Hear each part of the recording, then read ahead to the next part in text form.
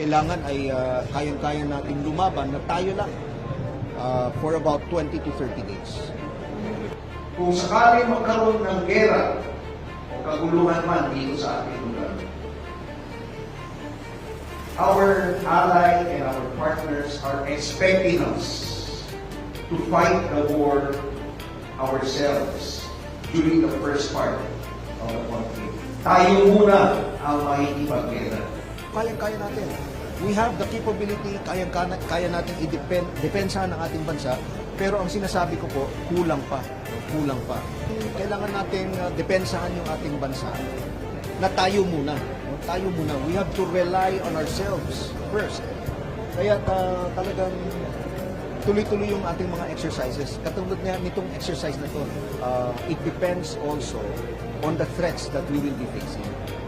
So hindi namin talaga ma-predict.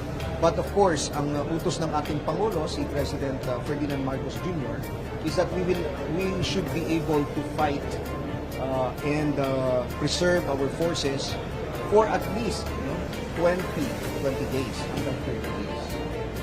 So yun yung pinaghahandaan ko natin.